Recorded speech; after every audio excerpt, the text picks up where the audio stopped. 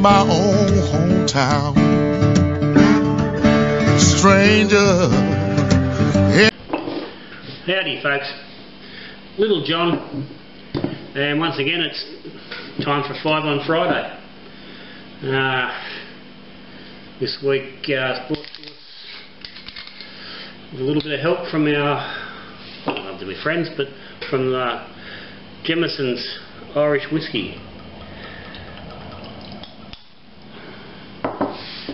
Now, being it's the last day of spring, as a lot of people are doing this time of the year, I've been out mowing the grass. Something that needs to be done twice a day because it's growing so quickly.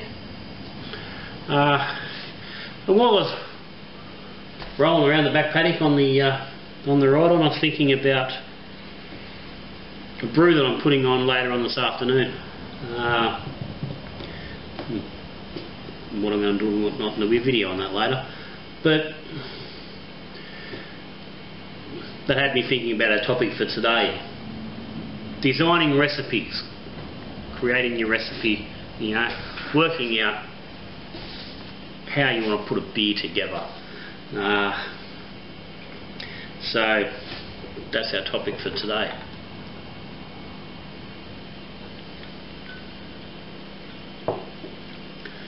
Now, designing and creating recipes is probably more in-depth and more the realm of the all-grain brewer, and to some degree a straight extract brewer. But even if you're brewing with kit cans, there's still an amount of design that can be implemented depending on what dish you want to do. And there's a lot of factors involved in designing your recipe, and a lot of things that need to be allowed for and taken account of as part of that process. Now obviously you brewers, when you're starting out without any experience and not really sure of what things are doing, designing recipes is a fairly scary sort of thing. And most brewers are looking for easy to follow recipes. Local home brew shops always they've got sheets of pages of different recipes with different versions of beer, so you can try and copy certain kinds of beer, certain brands. And plenty of home brewers tend to find as they go along a little bit down the journey, they start getting a little bit more involved, and and if you're a brewer that's stepped aside from just brewing the same beer week in, week out because you just drink the same simple beer, and you're drinking different styles and things, you start getting to the point where you don't just simply want to recreate a commercial beer. You want to create your own beer, your own brews with your own flavours and your own unique sort of hop profiles and stuff. And that's where it starts to get really, really interesting. And that's what we're looking at today, that process. So there's a few steps you've got to go through. They're all relatively easy. There's plenty of resources online. There's brewing calculators, there's recipe calculators, and I'm not going to list any particular ones. I've mentioned different ones before, but there's plenty there. You go online and search for them, and they're there. There's plenty of information. There's plenty of information on what ingredients are, what the flavours they add, and how to use them. So you're sitting down, you're going, okay, I want to brew it. The first thing you've really got to think about, you've sort of got to go backwards. You've got to go, well, where do I want to finish up at? What do I want my beer to be like? So you're working out what style of beer you want. Is it a pale ale? Is it a lager? Is it a porter? Is it a Belgian quad? Once you know your style, then you can do a little bit of researching and work out what your basics, sort of what your parameters are. Your gravity, the gravities that you're looking to get, your colours and the sort of grains and things that you'd expect to find in, again, in those commercial sort of equivalents. And then you can start playing. So at that point, once you've worked out what it is you want, you can go then back to the start and go, okay, well, let's work towards that. And start with your malts. And so your grain, what sort of grain are you going to use? What base do you need? And again, depending on what you're after with your beer, what do you want? If you want a nice light bodied beer, then you're going to go for a lighter for a lighter base, pills or a very light pale ale malt.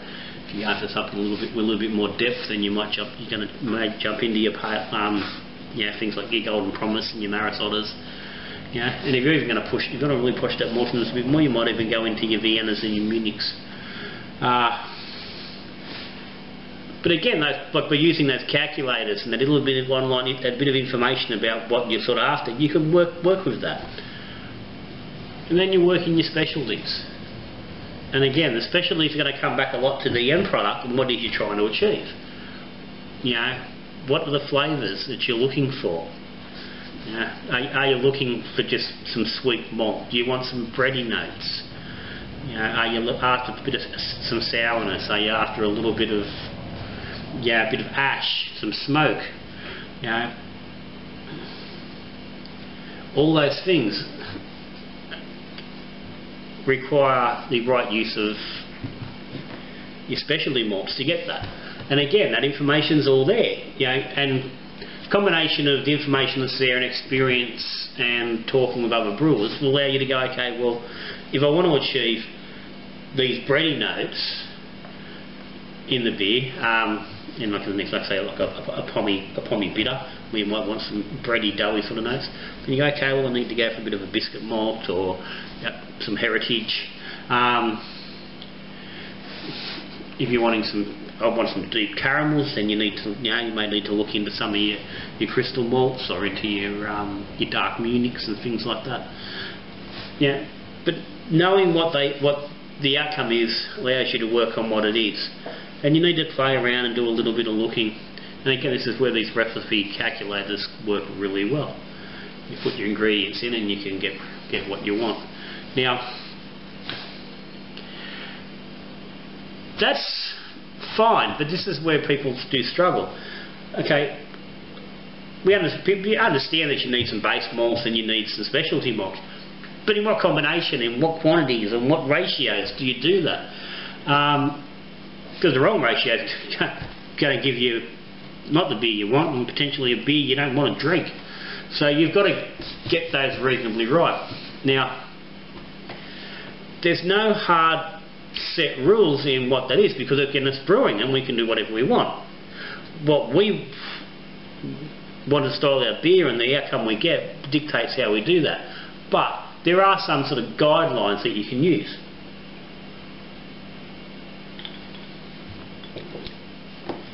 And those guidelines are, with the grain particularly, for most brews you want to run between 70 and 90% of your grain bill being base. And generally, the darker your beer is, and the more the depth of flavour and the bigger that beer is, then the lower your base percentage will be, and the higher your specialty malt's going to be. Because obviously, your specialty malts are bringing in a lot more intense, deep flavours. So, bigger beer needs more of them, but you can't go crazy with them. You're talking grains that add very strong flavours in small quantities in certain amounts. Just an example, doing stouts, you're only going to use 30, 50, 80 grams of your dark roasty malts in your whole batch. You might use 200 grams of another and 300 of another. You're not using massive amounts. So knowing again what each different grain is going to bring helps you to work on that. Fairly safe rules: the darker the grain, obviously the less of it you need to get an impact in your beer. So if you're talking, a 15 EBC light pale, like Crystal. You need a lot more of that to get the same effect as you do with 100 EBC medium Crystal. And certainly, if you're running an 800 EBC dark chocolate, you're not going to use anywhere near the same amount. So that's where those numbers throw out. So if you're doing a lighter beer with a lighter flavour, you might run 90, even 95% base and just a little bit of Crystal or Carras just for that little bit extra flavour. And as you go into the deeper and darker and more flavoursome beers, then that gap starts to spread. But it would be fairly rare in your normal beer that you're going anything under 70% base. The exceptions to that are if you're doing wheat beers. So obviously if you're doing a wheat beer needs to be 50% wheat, which technically is a base malt anyway. But I can't think off the top of my head any beer that I've ever made where it would have been less than 70% of a base malt. And normally 80% is sort of getting more to the mark.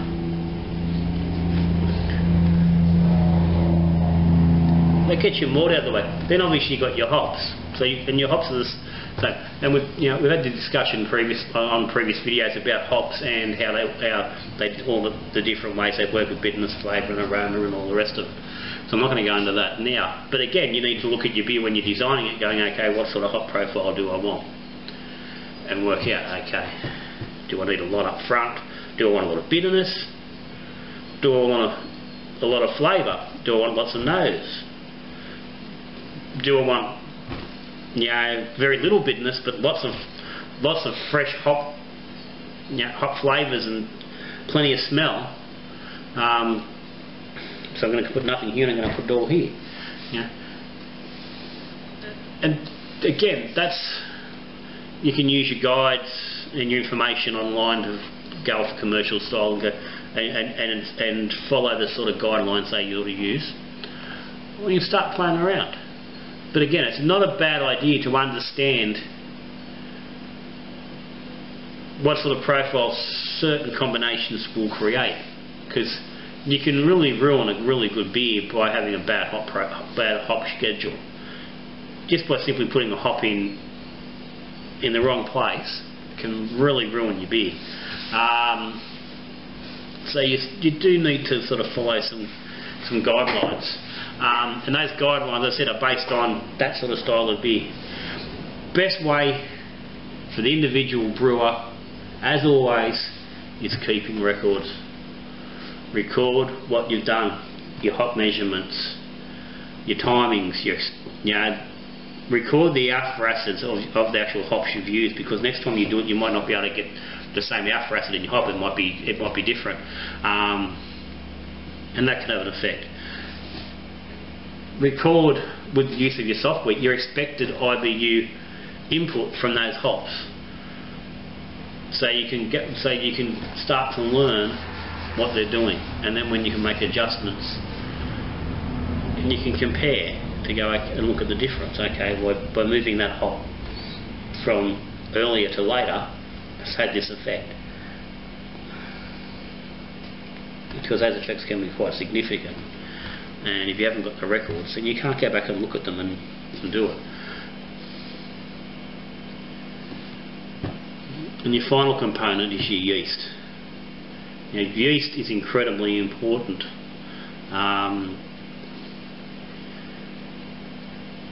You're not going to ruin a beer as easily with a bad yeast choice as you are with a bad hop schedule or even a bad malt choice. Yeast is going to produce beer within a certain range, pretty much no matter what kind of yeast you use, unless you're going into really strange. But for the most part, pretty much any yeast you're going to pick up is going to produce something in a similar sort of place. Again, using different yeast and doing a little bit online and keeping your records, an experience will tell you the different results you will get. Some yeast is going to leave a bit more residual sweetness in the beer, it's going to attenuate a bit less. Other ones are going to cover up the hop flavour a bit more. Some are going to make the grain flavours really stand out in the malts, and knock the hops down a little bit. Some are going to attenuate it more than others, and they're going to dry your beer out a little bit more. So the yeast will have effect on your body and to some degree your flavour and how the whole thing comes together. But it would be pretty unusual to ruin a beer with the wrong yeast choice. You just want to get that beer's just not going to be as good as it could be. And again, that's keeping your records and tasting notes and going and understanding, okay, what this yeast did and what a different yeast done. And that's why you quite often see me doing experiments with the same beer with 2 different yeasts to see what the difference is and which one of those yeasts work better in certain styles.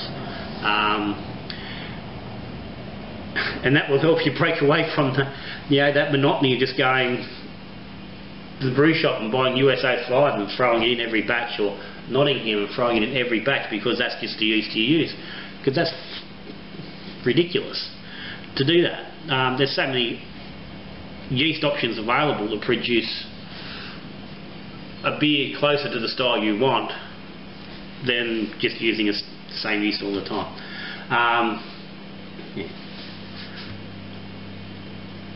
So that's it, working your way through grains, malt, hops, yeast. Ferment temp is part of that whole yeast thing, and again that ties in a bit more with the specific yeast. But even using the same yeast at a different temperature will give you different results. And again, that's been touched on in other videos. So that's it. If you're doing kit beers, then you're not really worried about the base malts. The grain, the specialties and the hops and stuff still come into play. Obviously not as much, but they still have an effect. And the process is the same. Still understanding what they're going to add to the finished beer and keeping the records to see what they do. Extracts the same. Instead of the grain, it's just using different kinds of extracts in different quantities. Ketchup does the same thing. Okay, so that's it. Designing beers, it's not difficult, but it's not easy at the same time. You do need to have an understanding of what it is you're trying to do and an understanding of the ingredients you're using. If you do not understand the stuff that goes over your head and you just sit too in depth for you, stick with following other people's recipes. There's plenty of options, there's plenty available, there's plenty of people willing to share recipes, plenty of brewers making great beers and are happy to share their recipes. Use them. If you find the recipes you like, then stick with them. But it's like any hobby. If you really want to get into it, you need to sort of take a little bit, make a little bit of effort to learn the stuff and personalise what you're doing a little bit more. Anyway, so that's me for the day. I'm going to wrap up. I'm going to go and have a shower and then get organised and get back out here and brew some beer.